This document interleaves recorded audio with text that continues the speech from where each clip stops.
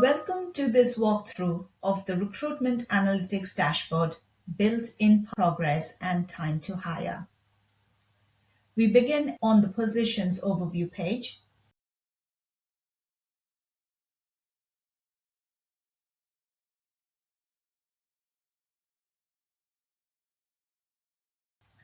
At the top of this page, we start with some key hiring metrics. We can immediately see that the total number of positions created, total applications received, hires made, and how many roles are still open. We also highlight a few efficiency metrics: offer acceptance ratio, average days to fill, and average days to hire. These KPIs give a quick sense of whether recruitment capacity is meeting business demand. On the left, we have the hiring status by job title. This visual compares the number of positions requested with the or backfill is driving most of the recruitment workload. The hiring timeline shows the cumulative trend of positions created and positions filled over time. A widening gap signals growing demand or bottlenecks in later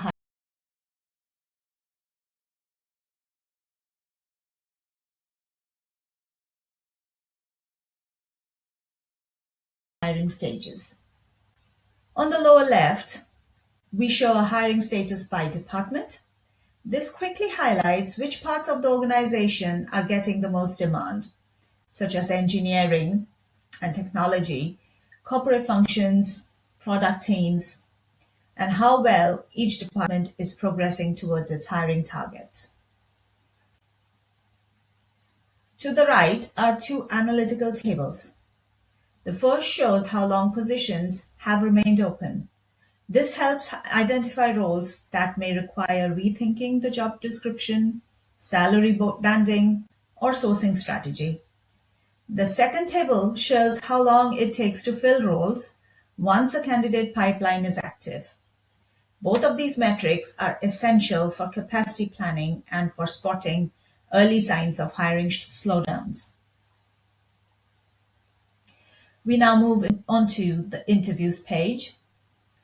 This gives a deeper view into candidate pipelines and recruitment efficiency. This page combines application volumes, interview progress, funnel performance, and sourcing insights. The hiring timeline compares total applications with hires over time. It helps identify seasonal patterns, for example, spikes in sourcing or dips in candidate availability.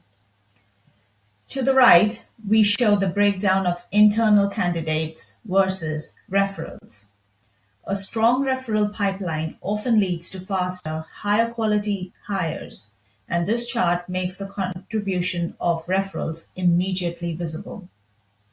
Next to it, we review hiring performance by source, whether candidates come from LinkedIn, referrals, or any other job board like Indeed, etc.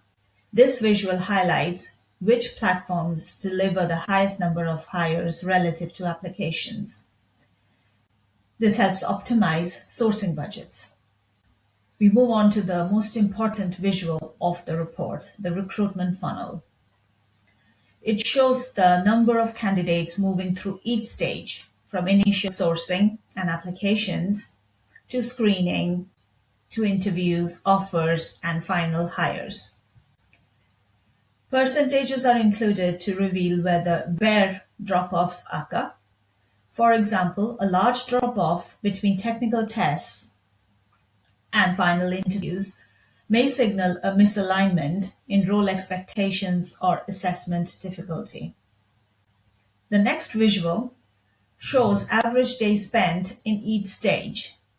This helps identify bottlenecks, such as delays in hiring manager reviews, long waits between interview rounds, or slow turnarounds on offers. Delays in these stages, organizations can significantly improve their time to hire. On the lower right, we evaluate applications, offers, and hires by job title. This helps pinpoint which roles require the most effort, where conversion is strongest, and which roles consistently face shortages or high competition. Together, these two pages give recruitment teams a comprehensive view of performance and workload. They help identify bottlenecks, optimize sourcing, improve time to hire, and support strategic workforce planning. This dashboard provides the end-to-end visibility organizations need to scale teams efficiently and confidently. Thank you for watching.